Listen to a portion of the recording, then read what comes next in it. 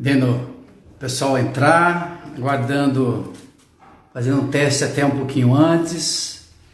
Você pode ver se está funcionando aí o áudio. Me dá um retorno se está tudo bem de áudio. Estou entrando um pouquinho antes para a gente poder testar o áudio e o visual. Tudo jóia? Hoje eu estou mais equipado aqui, ó. Hoje eu coloquei mais luz. Se tiver muito forte, nós vamos acertando. Ok? Hoje eu estou mais equipado. Olha lá, olha lá.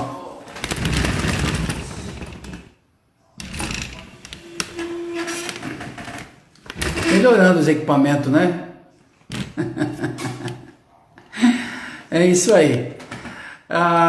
Hoje, como nós havíamos marcado, nós vamos estar conversando sobre um assunto muito da hora, exatamente do nosso tempo.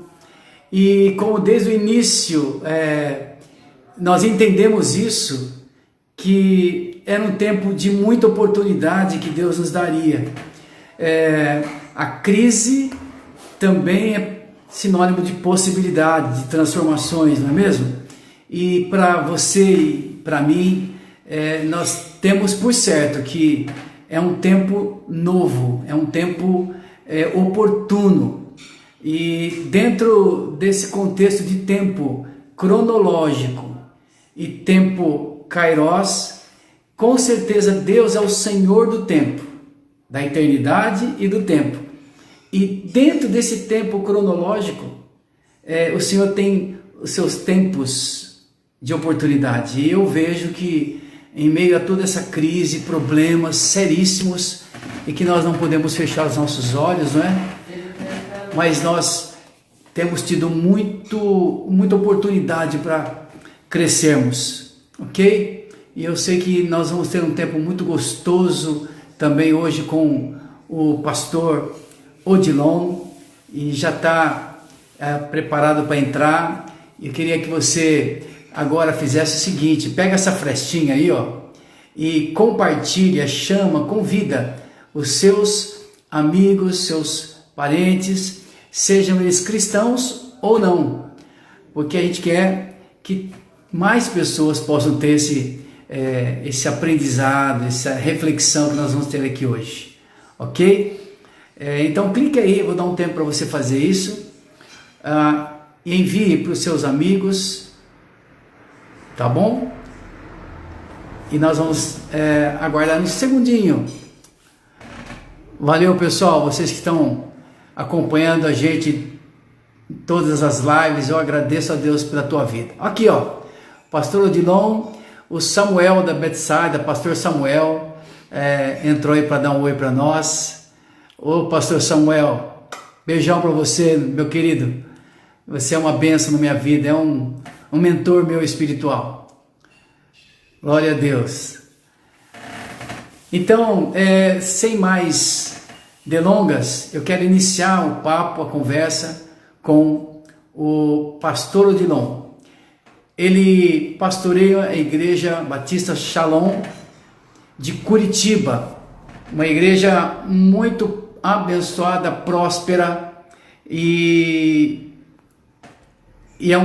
é um pastor que tem sido mentor de muitos pastores no Brasil internacional. Pastor Odilon está acertando a conexão aí, nós vamos vê-lo. Ô, pastorzão! Que bênção poder estar vendo e poder conversar com o pastor, com o irmão. Que alegria. Alegria também. Você sabe que você é muito querido aqui, né? É óbvio que muitos aqui já conheciam o irmão das nossas conferências, do MDA, tudo. E quando você nos deu o privilégio de participar da conferência nossa aqui, que foi um pouquinho agitada, né? A tua viagem para cá foi difícil, mas ainda deu tempo para edificar muito a nossa vida. E a igreja passou a amar o irmão, E quando eu falei que a gente ia ter um papo, ficaram com muita expectativa mesmo. Amém? Amém. É um privilégio poder conversar com você. Fora os nossos títulos, se você quiser me tratar com você, eu também, nós vamos Ótimo, bater um papo de ótimo, amigos aqui. ótimo. Muito bom. Amém? Estou muito Pastor feliz de estar. Adilon, como que está em Curitiba? Só para quebrar um pouquinho o gelo, como está a atmosfera, o clima? Será que está semelhante aqui? Muita apreensão ainda, muito medo. Como que está aí Curitiba? Esse Não negócio da está Covid. frio. Não está frio em Curitiba. Ainda está calor. Então tá muito diferente, porque Curitiba é sempre frio, né? E É. faz quase 3 semanas que está bem quente em Curitiba, bem estranho. Ah, Mas, falando da atmosfera, é claro que não só Curitiba, São Paulo, Brasil está vivendo essa expectativa da pandemia. O mundo, na verdade, está vivendo essa atmosfera muito, muito diferente, um pouco assustadora, né? é Mas verdade. estamos aprendendo a conviver com ela. É verdade. É verdade. E então, tá com restrições assim para para sair de casa? Tá sendo obrigatório o uso de máscara já em termos de lei municipal? Como que. Hoje saiu um decreto do governador, né, do prefeito deve sair amanhã, com relação ao uso de máscaras. Quanto ao isolamento social, já estamos indo para a 4ª semana. Foi muito severo no começo, né? Curitiba já é uma cidade tendenciosa a ser fechada, isso não é muito difícil para o curitibano. Então foi levado muito, muito a sério, né? Agora final de semana passada, abriu uma parte do comércio. Estamos aguardando, né, para amanhã um decreto para abrir academias, shoppings e as igrejas. É a nossa expectativa. E por aí como está? Sim, aqui essa semana a prefeitura resolveu também apertar um pouquinho mais, porque, por incrível que pareça, no começo houve uma correspondência maior, mas agora se afrouxou um pouco, sabe? Você sai para fazer alguma coisa muito importante, né? Porque a gente não está saindo também por qualquer motivo, mas você vê muita gente andando, muita gente no carro, nos mercados, tá bem.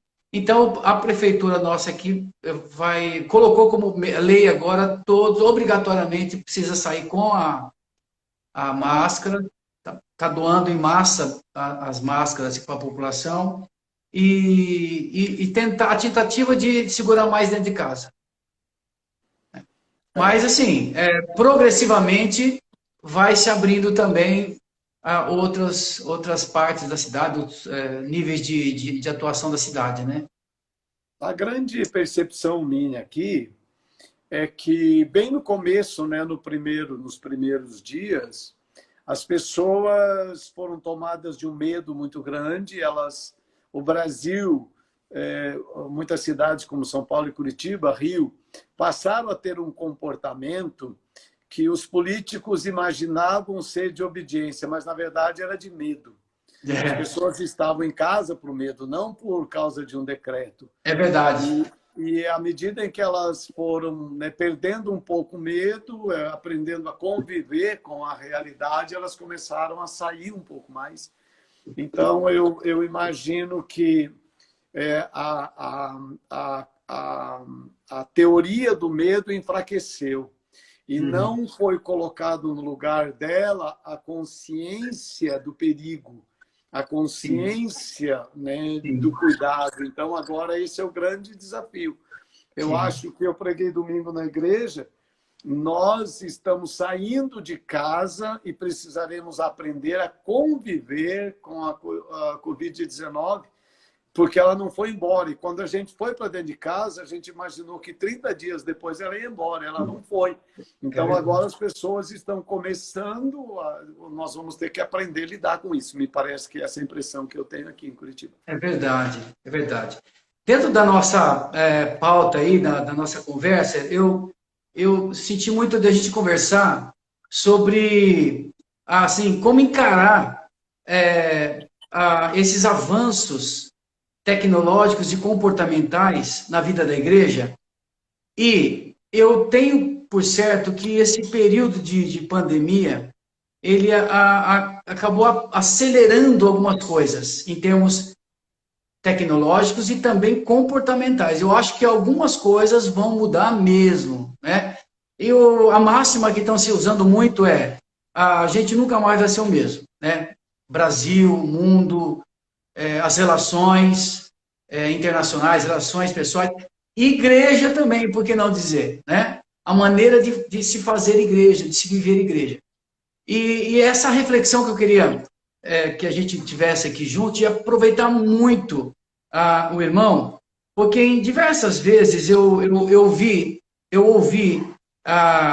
você, Odilon, compartilhar palavras para dar entendimento para nós como igreja, como liderança de igreja, sobre as transformações, as mudanças de gerações, né?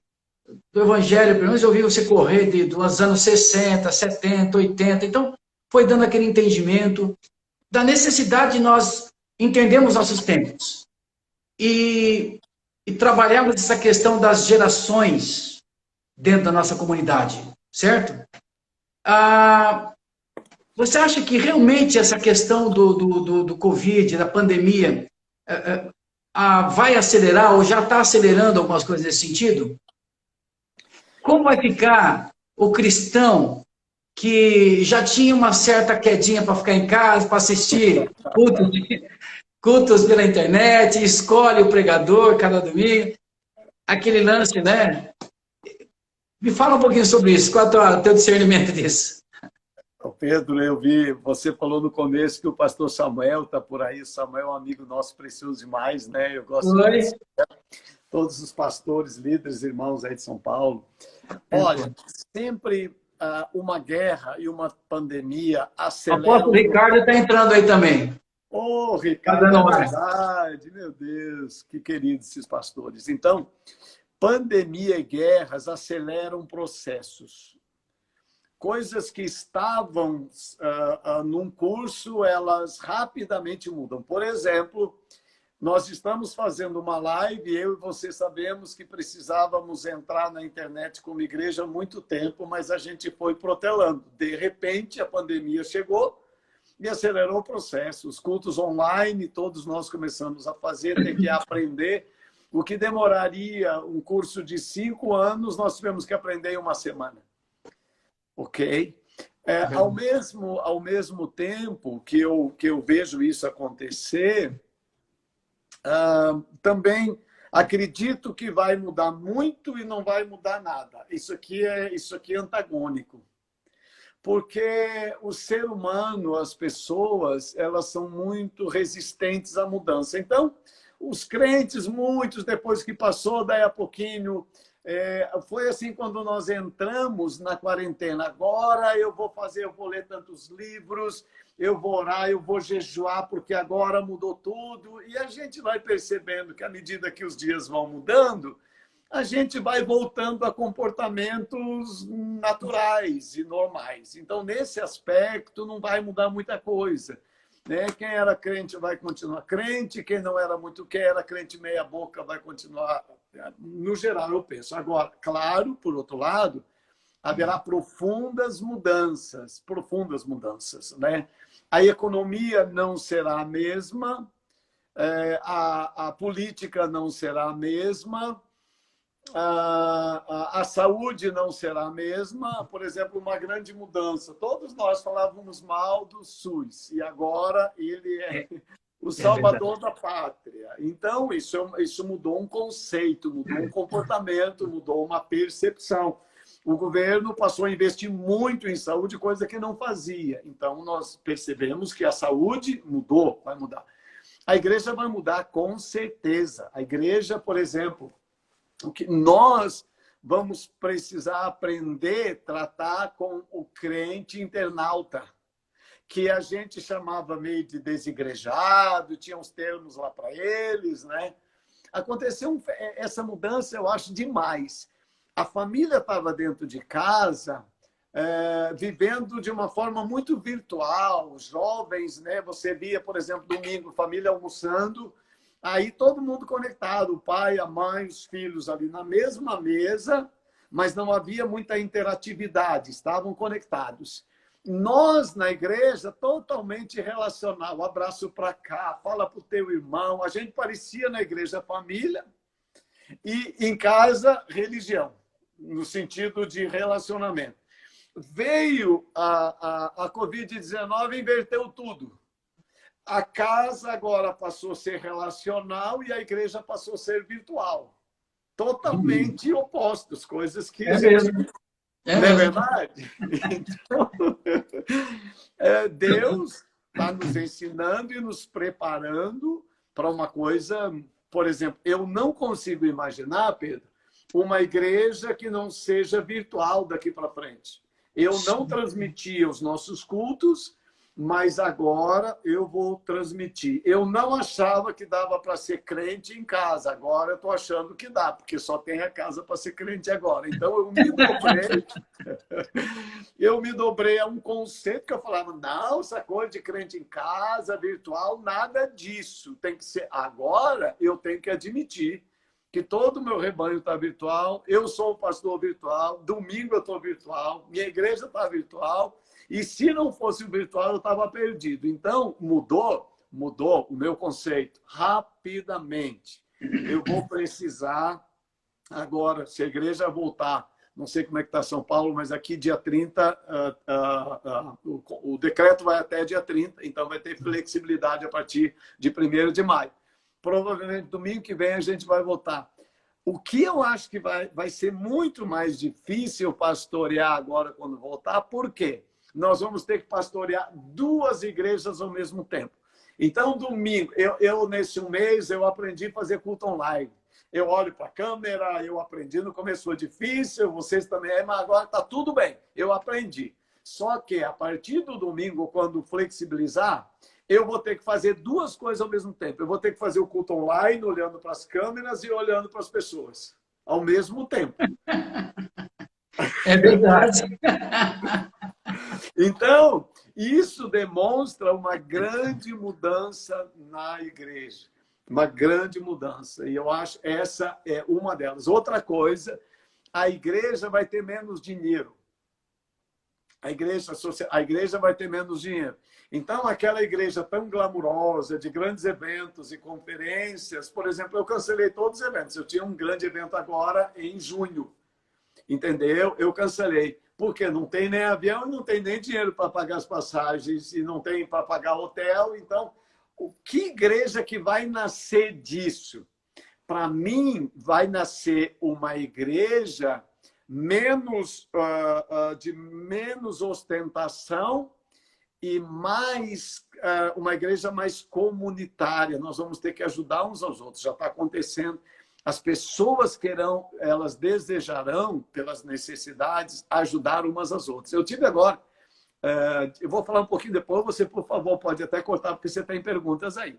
Mas que igreja que vai nascer? Nessa igreja online agora, que né, minha célula é online, meus cultos online, eu estou fazendo minha célula, né?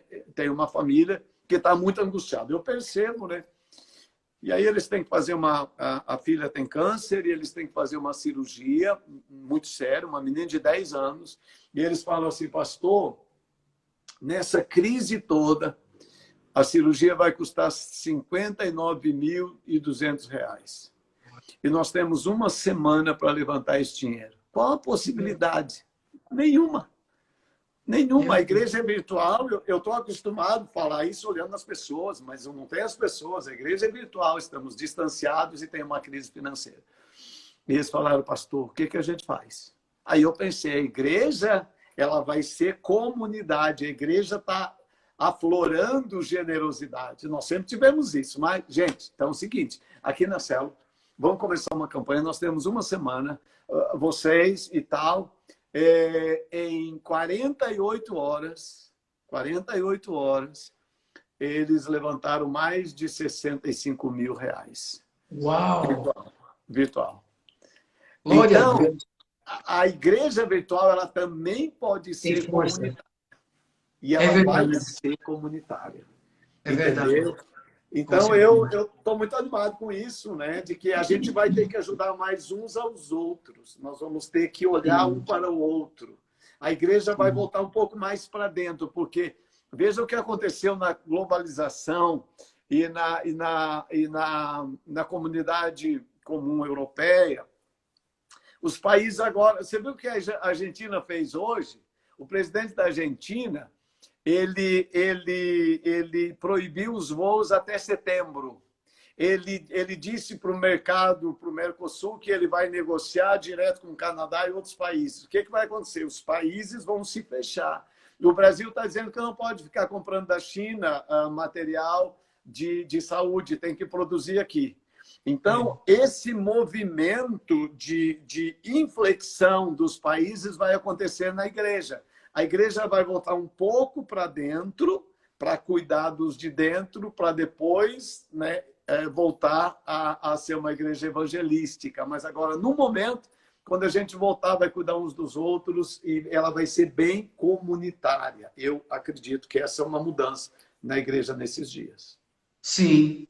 E como o próprio pastor disse, lembrou e deu exemplo, é possível estar na vivência virtual, mas ter ações muito concretas, como essa, por exemplo, não é?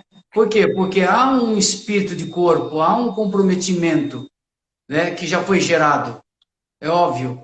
E aí tem a credibilidade. Então, eu creio que, como o irmão lembrou, quem é crente, quem é generoso vai continuar sendo generoso, quem dividia 5 quilos de arroz vai continuar dividindo. Não é? É o coração, é o espírito da generosidade, da comunhão que permanece, né? Mas o que pode... Desculpa, pode Ô falar. Pedro, eu só queria fazer um ponto aqui. É uma impressão, eu não sei, é uma impressão minha, que as igrejas de eventos elas vão entrar numa dificuldade muito grande. O mundo evangélico de eventos, né, vai passar por uma Comprometido. crise bem pesada. Eu penso que as igrejas mais voltadas a relacionamentos, elas se sairão melhor. Como na família, por exemplo, e famílias que já tinham uma base em relacionamento, elas estão superando melhor a crise. E famílias que eram muito de eventos, entendeu? Elas estão sofrendo mais. Então, eu acho que a nossa origem de igreja e a nossa história, o próprio MDA, construiu essa base de relacionamento. Então, agora, as células e tudo, eu acho que as células vão ter um papel fundamental, de novo, fundamental. Eu acho que a gente tem a faca e o queijo na mão. É verdade. Grupos pequenos vão ser, assim, mais do que nunca, a essência, a raiz da igreja, né? E até para a multiplicação. Eu fiz um paralelo de que a igreja, na época do comunismo, da cortina de ferro, cortina de bambu, como se chamava, né, da China, veja, naquele comunismo exacerbado, em que pegavam, prendiam, matavam cristãos, a China foi e é o continente onde mais prosperou a igreja nas casas, não é? Mas foi por conta de uma perseguição política, né? Hoje nós não estamos numa perseguição política, nós somos obrigados a vir para casa por um outro motivo, né? Saúde, enfim, uma obrigatoriedade, mas não por uma imposição de pressão comunista ou qualquer que seja. Mas, de alguma forma, esse movimento está nos forçando a aprender a ser igreja na casa, na família, né? E a gente, as igrejas que já têm uma história, já têm um aprendizado com grupos pequenos, com células, com certeza vai poder, e está podendo, né, exercer uma influência maior. Nós tivemos um desafio aqui na pequena nossa, no grupo de liderança, de multiplicarmos grupos. Eu achei interessante, porque agora mesmo nesse ambiente de virtual, nós começamos 2, 3 células. de irmãos até que tinham dado um tempo, pá, e sentiam a necessidade de voltar, e até de agora a, liderar um grupo, né? Pegando pessoas que não estavam em grupos, e está dando essa coisa do acompanhamento. Por quê? Porque exacerbou a questão da solidão, né? A gente nunca ouviu tanto falar sobre essa questão da solidão, da tristeza, um sentimento de angústia, fruto desse momento de recolhimento, né? A pessoa é obrigada a parar, não tem tanta atividade, então a introspecção aumenta, enfim. Então foi uma experiência legal, e eu acho que é uma experiência que deve ser multiplicada, sabe? Essa questão do grupo pequeno. Eu acho, Pedro, que tem uma. Isso me surpreende um pouco, essa tua experiência que nós temos aqui também. Eu acho que a igreja será levada, enquanto que a política, a economia e os países se fecham, porque para mim esse evento da Covid-19 é o primeiro de vários eventos da preparação da volta de Cristo. Uhum. Não é apenas um evento de uma gripe ou de uma questão de saúde. Para mim, é o primeiro sinal de que o tempo da volta de Cristo entrou na era da volta dele. E aí, a Bíblia diz, eu nunca entendi muito, e será pregado esse evangelho, e depois virá o fim. Aquela coisa lá que a gente sempre discutiu muito. Eu penso que Deus está levando a igreja para a internet, porque tem um caso, eu tenho 2 conhecidos nos Estados Unidos, um é o Judah Smith, ele é pastor da House Church. Ele é filho de um pai, já era pastor, ele assumiu essa igreja, ele é jovem, tem 30 e poucos anos. E uma ovelha minha aqui, a Juliana, que o Ricardo, o Samuel conhece, trabalha comigo na área de comunicação, ela foi para os Estados Unidos para estar lá na nossa igreja e estudar em Seattle, onde ele tem a igreja. E a igreja do pai dele foi uma igreja de avivamento, daquela coisa da unção, do fogo e tal. E o pai dele morreu bem rápido, teve acho que um câncer. E ele, aos 25 anos, ele teve que assumir esse ministério dos milagres. Então, ele tem que dar continuidade, ele tem que fazer milagre. E ele viu que não tinha habilidade do pai dele para fazer os milagres. E aí um dia chega um doente lá, um coxo, e ele tem que mostrar para a igreja que ele tem a unção do pai dele. Aí ele pega esse coxo, põe no ombro e começa a dar 7 voltas em volta da igreja, Uau. na esperança de que Deus cure, o desespero também de dar continuidade ao ministério, que Deus cure aquele coxo para que seja um sinal, um marco. E quando ele está na 5ª volta, o coxo começa a gritar e fala: me solta, você está machucando, não está acontecendo nada. Tá Meu Deus! Uau! O cara completa 7 voltas, solta o coxo lá gritando de dor, e ele cai em desespero e vergonha diante do povo, um jovenzinho pastor. E ele entende que a unção daquela igreja para o pai dele era uma e para ele é outra. Então, ele entra nessa crise, nesse desespero, e ele busca Deus, e ele começa a construir uma igreja totalmente oposta da igreja do pai dele. Claro, isso tem muitos conflitos e tal. E Judah Smith, eu conheci ele no ano 2000 e 2018, né, nos Estados Unidos, um pregador extraordinário, e ele começa, olha esse cara, há um ano atrás, ele começa a montar células virtuais. É o que você fez, ele começou a preparar a igreja para ser uma igreja virtual. E, claro, os pastores caem de pau em cima, aquela coisa arada toda. Quando aconteceu agora, né, que aconteceu agora a crise, ele tinha 200.000 ovelhas virtuais. Uau! Que é isso? Quando veio a crise, ele estava preparado, ele passou para 1 milhão de ovelhas virtual. Não. Se você não falar, tem que me acreditar. Sabe o que o cara fez? Ele tinha, acho que, quatro prédios. Eu acho que ele já fechou 2, vai fechar 3. Porque a descentralização... Ó, tem outra coisa que nós temos que prestar atenção. É possível viver sem o templo, sem o prédio. É isso que Deus quer nos ensinar. Porque virão outras coisas para frente que eu posso imaginar que nós teremos que sobreviver como igreja fora do prédio. Tem outro pastor também, nos Estados Unidos também. Esse é bem simples. Ele tem 100 mil células, acho que é isso. Eu não quero dar esse número errado, mas é muita célula ao redor do mundo. E aí, rapaz, agora vai fazer um mês que um cara um pouco importante nos Estados Unidos decidiu assistir o culto dele online. Nesse dia, o cara é o presidente Trump. Nesse dia, ele teve 1.400.000 pessoas assistindo a igreja dele, nesse um domingo.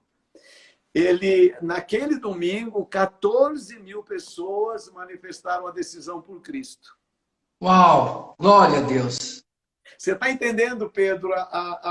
Veja só, uma rádio, um jornal, uma televisão local, ela tinha uma abrangência até onde o evangelho podia chegar. Agora, na internet, a igreja ela pode rodar o mundo. Então, para mim, a urgência e a pregação do evangelho para todas as nações, rápido. Então, essa igreja que vai mudar muito, nós precisaremos aprender. Eu acredito assim que nós vamos ter, sabe aquela coisa do líder cansado? Ele não quer mais sair de casa. Agora, fazer uma célula virtual é uma mão com açúcar, meu amigo. É fácil demais. É bom demais. Então, eu acho que isso vai dar um up na igreja, na visão de células, uma renovação, entendeu? Vai ser uma coisa... Então, vai ser o virtual e o relacional. Por exemplo, a maneira de comprarmos comida no supermercado. A gente aprendeu que dá para comprar comida através da internet. É muito mais fácil, mas a comida continua sendo comida. Todo tipo de compra. Exatamente. Isso é que vai mudar, que nós temos que entender. É possível ser crente em casa, a igreja na casa vai ter um valor muito importante, de novo, no templo e nas casas. Nós vamos começar agora a ver sentido disso de uma outra maneira, entendeu? Talvez não aquele na casa, como nós tínhamos na casa, mas uma casa de maneira diferente. Estou animado.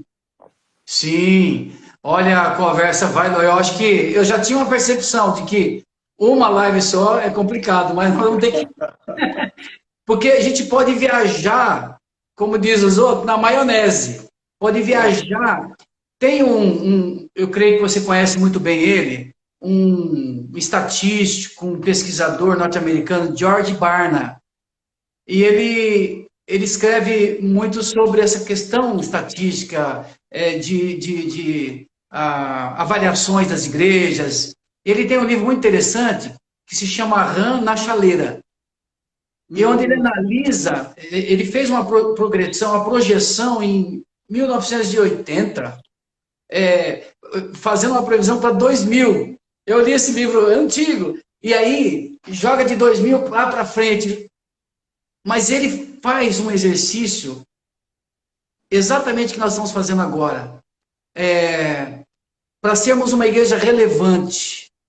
A igreja relevante do ano 2000, 2010, ele dizia, teria que lidar com a informática, com a TI, ser uma igreja midiática também, para se tornar relevante. Por quê? Você até brinca com isso também, eu vi nas suas palestras, nas suas ministrações, que é capaz que os nossos netos e bisnetos nasçam com um dedão né? Muito maior do que os nossos, porque essa geração está aqui, né? Nós digitávamos, eu aprendi a digitação com um tapume aqui e aprendo a digitar com todas, né? E tinha que acertar. Agora é só com 2 aqui, meu, e vai longe. Então, essa geração que você discute muito, né? Como ser uma igreja relevante? Agora, jogando um pouco de pimenta, será que vai dar para ser crente sem contato físico? É só virtual? E qual é o nível de compromisso com o corpo, mesmo virtual? Eu definirei meu compromisso como? Eu tenho uma célula virtual, o que eu preciso fazer para ter um compromisso? Que eu demonstre esse compromisso com Deus e com o corpo, porque isso é princípio que não abrimos mão, né? Claro, claro. Eu acho que isso vai ter uma transformação bem grande. Eu vou citar um exemplo que a gente vai ter. Quando eu estava na escola e você, o aprendizado, o conhecimento era guardado na cabeça. A gente decorava tabuada, decorava textos, né? Decorava química, decorava física, horas e horas e horas. Nós tínhamos o conhecimento na cabeça. Olha como mudou. O conhecimento agora está na ponta dos dedos. No clique. No clique. Está no dedo. Eles sabem tudo. Olha, vai lá no Google, eles têm todo... Aquilo que eu levei tantos anos, eles têm... Por exemplo, lembra a agenda telefônica? Como que era? Então, mudou. Como vai ser, eu imagino assim. Como vai ser a igreja? A igreja ela vai precisar ser virtual, boa parte, mas existem coisas que não mudam. Por exemplo,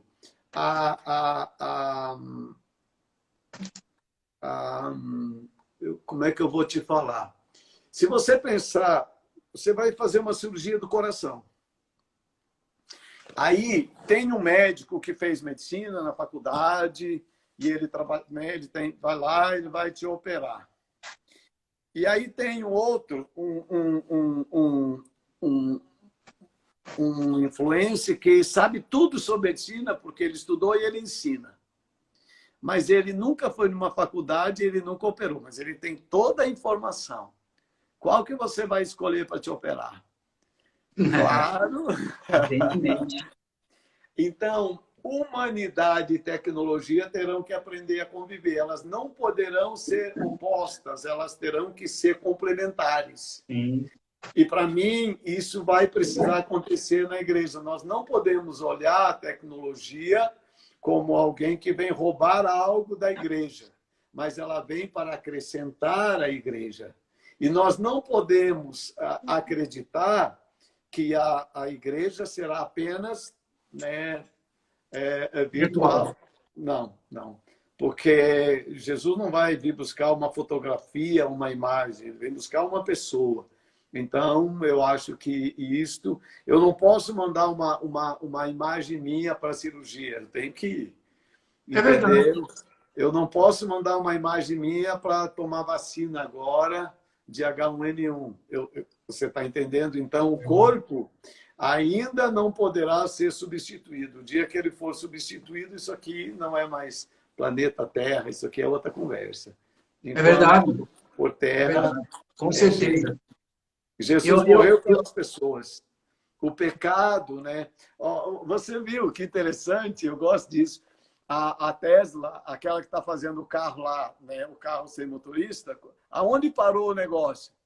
O carro matou um cara lá nos Estados Unidos e a quem vão imputar a culpa? Você está entendendo? Então, responsabilidade pessoal, né?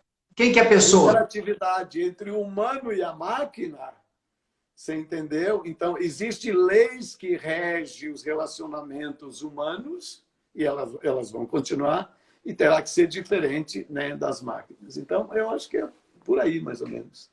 Sim, sim. E lembrando que um dos problemas seríssimos da geração, da modernidade em termos de virtual, é que o virtual isolou as pessoas. A crítica para aquela criança, os pais que criam a criança em cima de um tablet, né, de um celular, as crianças do quarto, né, que viviam mais no quarto isolado, só dentro do contexto virtual, e namoro virtual, paquera virtual, tudo. A amizade virtual. né? Então, é óbvio que para ser igreja, lembrando dos princípios de mutualidade, dos textos bíblicos que a palavra de Deus, né, que o Senhor fala sobre mutualidade, né, uns aos outros, orai uns pelos outros, até eu posso orar à distância, né?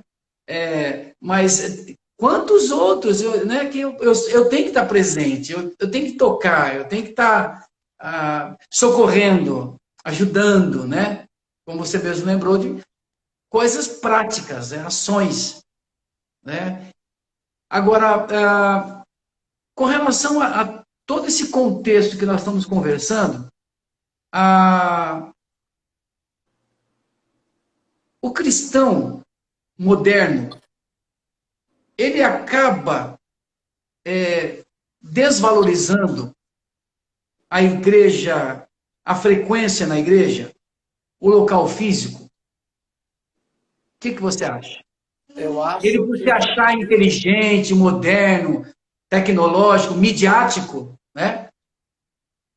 Qual é o perigo? Qual que é o potencial? Nós estamos falando, mas qual é o perigo nesse sentido? Os extremos. aqui é um ponto muito, você levanta um ponto muito sério. Nós vamos entender que no comportamento humano, a palavra compromisso, ela tem conotação diferente de geração a geração e para geração. Para mim e para a tua geração, compromisso diz uma coisa. Para a geração dos meus filhos, compromisso é outra coisa. E para os netos, é outra coisa. A individualização do ser humano, a tecnologia, ela individualizou. O ser humano, ele vive em função de si mesmo. E isso fez com que as pessoas não sintam necessidade da comunidade.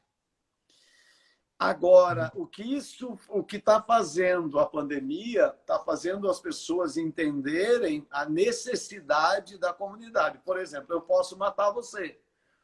Então, agora, eu tenho que, quando eu uso a máscara, eu não uso para me defender, eu uso para defender o outro.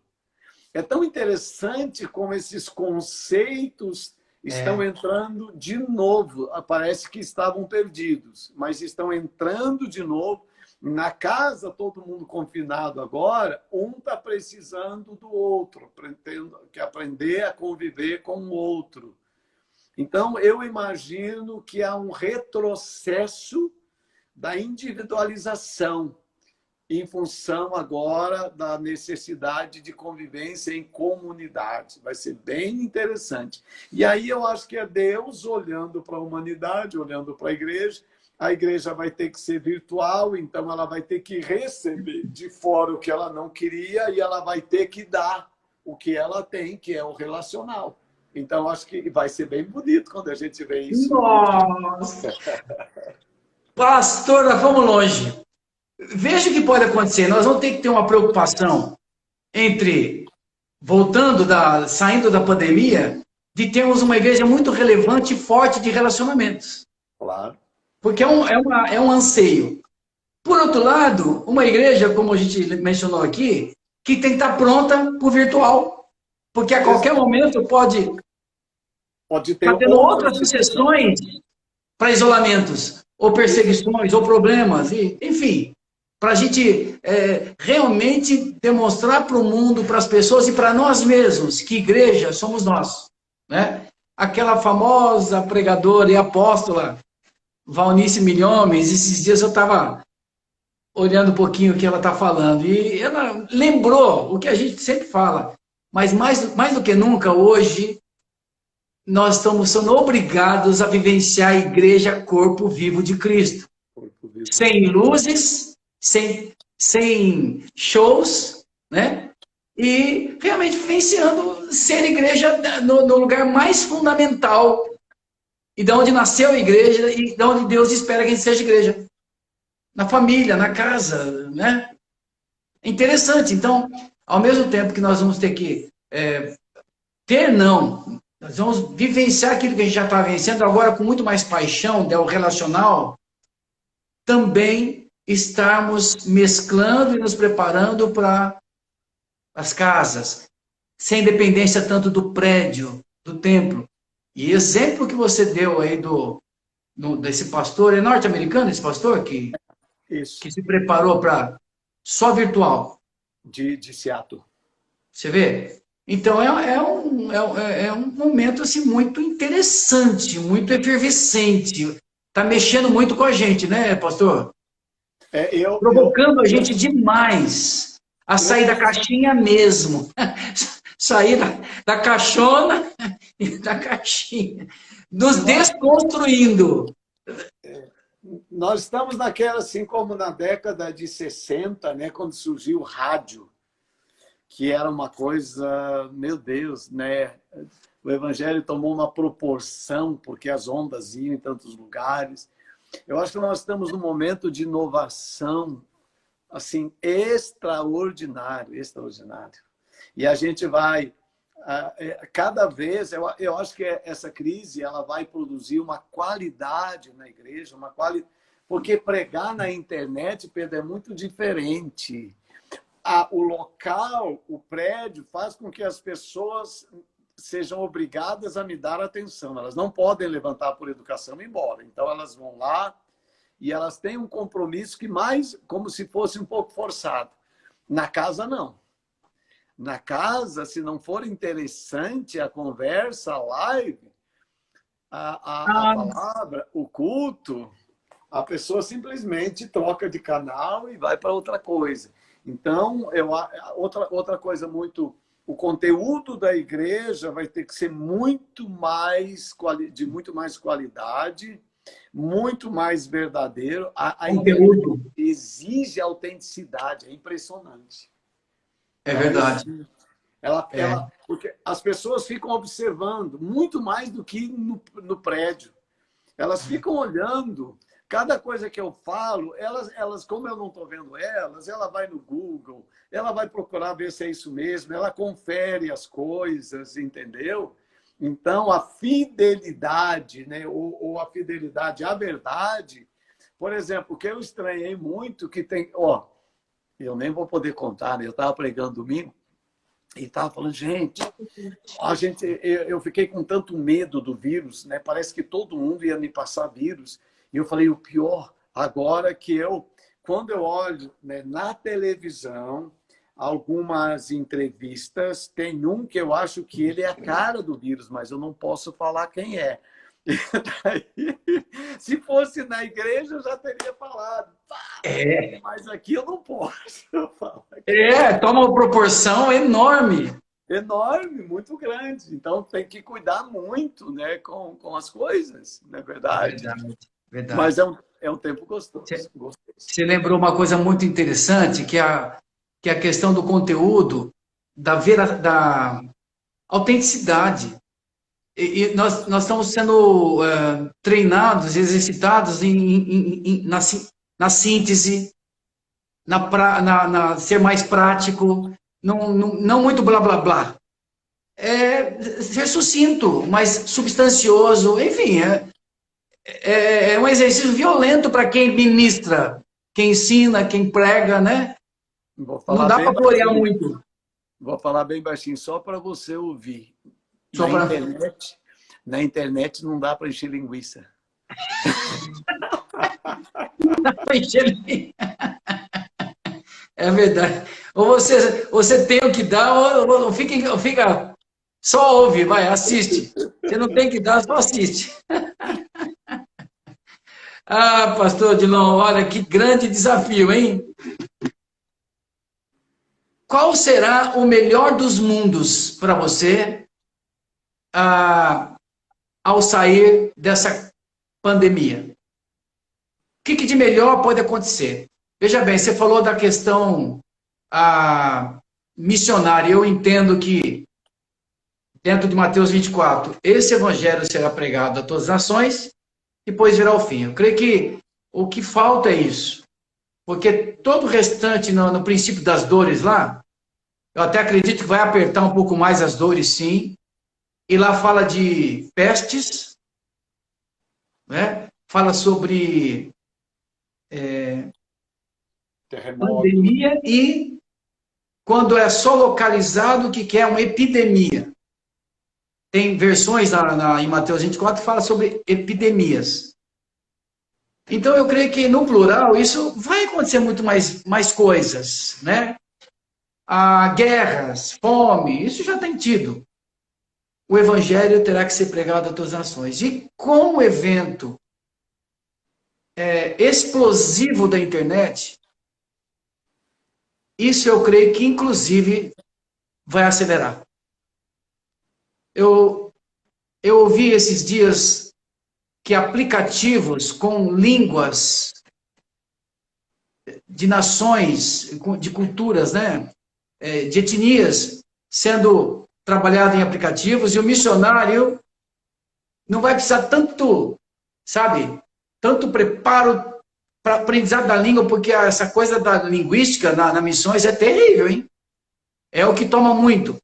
E o cara preparado já com aplicativos, ele vai até o povo, vai ficar fácil de comunicar para o povo vai... Olha, mas uma loucura dessa aí. E não é difícil de imaginar. A aceleração também nessa questão por conta da tecnologia a serviço do reino. Não é só a serviço do capeta, mas a serviço do reino. Né? E a aceleração da pregação do evangelho para chegar até a todas as etnias. E aí sim, virar o fim. O que você me fala? Eu uso esse aplicativo, eu fazia em inglês. E aí, quando eu descobri esse aplicativo, eu não quero mais nada, meu. Eu não quero mais nada. Eu falo no meu celular em português, eu tô com um americano do meu lado, o americano ouve no idioma dele. Aí ele fala inglês, eu ouço em português. Meu, que coisa! Maravilhosa. Eu não paguei nada nesse aplicativo. É de graça. Entendeu? Já uso ele. Então, assim, eu sei que o tempo, né? Daí a pouquinho já acaba o tempo, que é 1 hora só, né, Pedro? Então, daí a pouquinho já vai terminar. Pedro, o que de melhor virá, eu creio? Primeiro, como ser humano, eu oro para que os cientistas descubram uma vacina o mais rápido possível. Mas até isso acontecer, milhares e milhares de pessoas morrerão. Nós estamos vivendo dias trágicos. Quando o presidente Trump falou que poderia morrer 100 mil pessoas nos Estados Unidos, eu falei, esse cara está doido, já morreu 60 mil. É muita gente. Quando eu vi hoje no jornal, no Rio de Janeiro, preparando um cemitério para 12 mil sepultamentos, eu falei para minha esposa, meu Deus, que isso? Os dias são maus. Nós estamos vivendo dias que serão registrados na história. Tanto quanto uma guerra, ou talvez até pior. O que eu espero de melhor para a igreja, eu não sou pessimista, mas o retorno da igreja agora, nos próximos dias, será muito difícil, porque a igreja está dividida. Tem gente que não quer ir na igreja e acha que a igreja não deve abrir. Tem os outros que acham que... Então, nós vamos encontrar uma igreja dividida. Entendeu? Nós vamos ter que dizer para pessoas mais de 60 anos, você não deve vir na igreja. Isso é muito duro para mim. Entendeu? Isso é muito duro. Eu preciso seguir a orientação de um decreto na cidade. Então, para mim, o melhor é que a gente aproveite as oportunidades que Deus nos der, sejam elas no mundo relacional, sejam elas no mundo virtual, para pregar Cristo, razão da nossa fé. Pregar, viver, ser igreja, não importa a circunstância. Eu preciso ser tão igreja no virtual quanto eu sou no relacional. Eu preciso achar um jeito de servir a Deus, honrar a Deus, ser guardado por Deus e trazer... Hoje eu estava falando com a minha equipe, Pedro, os médicos estão aí arriscando a vida, as empresas estão aí produzindo, e nós? Qual é a nossa missão? Nós somos a instituição da fé. E que a fé, o melhor dos mundos para mim, é que eu e você, a igreja, possa apresentar a fé para o mundo. Porque esse é o nosso papel. Custe o que custar. Eu preciso apresentar a fé à nação brasileira e aos lugares que Deus me permitir estar. Eu penso que isso é o melhor que pode acontecer para mim e para a vocação que eu e você temos. porque Verdade. o melhor é fazer o que Deus nos chamou para fazer. Com certeza. Eu estou lembrando daquele texto de 1 Coríntios, capítulo 9. Eu queria deixar esse texto para nós. 1 Coríntios 9, aqueles que nos ouvem, para ficar como uma reflexão para nós, no verso 19. Que Paulo, era uma estratégia de Paulo de usar de tudo para com todos. Para exatamente isso que nós estamos conversando. Porque eu, sendo livre de todos, fiz-me escravo de todos a fim de ganhar o maior número possível. Procedi para com os judeus como judeu, a fim de ganhar os judeus. Para os que vivem sobre o regime da lei, como se eu mesmo assim vivesse, para ganhar os que vivem debaixo da lei. Embora não esteja eu debaixo da lei. Aos sem lei, como se eu mesmo fosse, não estando sem lei para com Deus, mas debaixo da lei de Cristo, para ganhar os que vivem fora do regime da lei. Fiz-me fraco para com os fracos, com o fim de ganhar os fracos. Fiz-me de tudo para com todos, para o fim de, por todos os modos, salvar alguns. Amém.